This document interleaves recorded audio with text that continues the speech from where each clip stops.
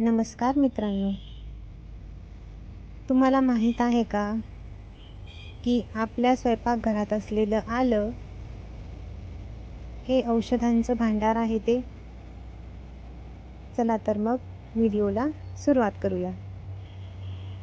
सर्दी खोकल्यापासून ते वजन कमी करण्यापर्यंत आलं आपल्या शरीरासाठी खूपच फायदेशीर आहे. आजच्या या व्हिडिओमध्ये आपण जाणून घेणार आहोत आल्याचे जबरदस्त असे फायदे.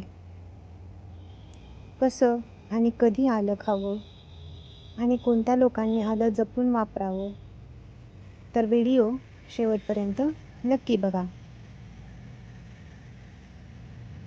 आलं म्हणजे एक नैसर्गिक औषध आहे जे हजारो वर्षापासून आयुर्वेदात वापरलं जातं.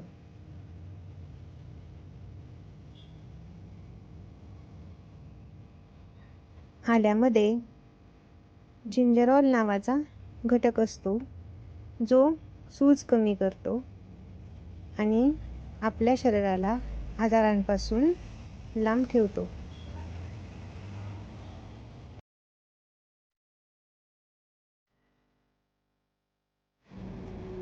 म्हणूनच सर्दी झाली की सर्वात आधी आठवण येते आल्याची.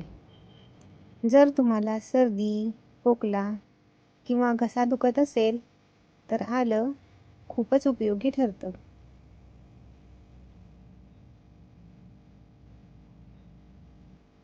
आलं आणि मध एकत्र करून घेतल्यास घसा लगेच बरा होतो. आल्याचा चहा प्यायल्यानं नाक बंद होणं कमी होतं आणि त्याचबरोबर आपल्या शरीराला ऊब मिळते. हिवाळ्यात रोज आलं खाल्लं तर आजार जवळपास येत नाही. ज्यांना गॅस, अपचन किंवा पोटदुखीचा त्रास होतो त्यांच्यासाठी आलं वरदान आहे.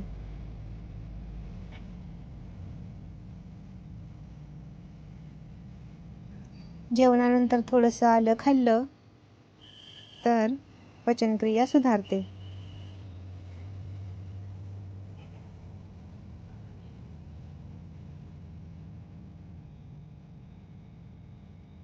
आलं पोटातील वायू कमी करतं आणि बद्धकोष्ठतेचा त्रास कमी करतो. म्हणूनच जेवणात आलं असणं खूप फायदेशीर आहे.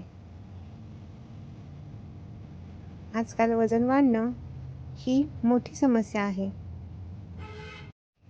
आलं शरीरातील मेटाबॉलिझम वाढवतं, म्हणजे शरीर जास्त कॅलरी बर्न करतं.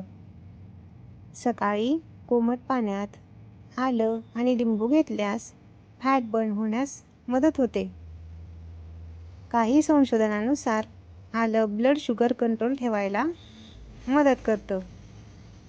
तसंच रक्ताभिसरण सुधारल्यामुळे ब्लड प्रेशरही नियंत्रणात राहतं.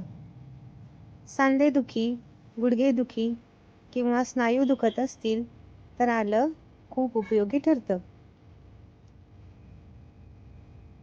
आल्यामध्ये असलेले गुण सूज आणि वेदना कमी करतात. म्हणूनच आयुर्वेदात सांधेदुखीवर आल्याचा वापर करतात. आले खाण्याचे काही सोपे मार्ग: आल्याचा चहा, आलं आणि मध, भाजीमध्ये आलं, आल्याचं पाणी किंवा सुंठ. पण लक्षात ठेवा, अति प्रमाणात आलं खाल्लं तर ॲसिडिटी होऊ शकते. गर्भवती महिलांनी, पोटात अल्सर असलेल्यांनी, जास्त ॲसिडिटी असणाऱ्यांनी आलं मर्यादित प्रमाणात घ्यावं किंवा डॉक्टरांचा सल्ला घ्यावा. मित्रांनो, जर हा व्हिडिओ तुम्हाला उपयोगी वाटला असेल तर लाईक करा, चॅनलला सबस्क्राईब करा आणि व्हिडिओ तुमच्या मित्रांसोबत शेअर करा. अशाच आरोग्यदायी माहितीकरता आपल्या चॅनलवर कायम जोडलेले राहा. धन्यवाद.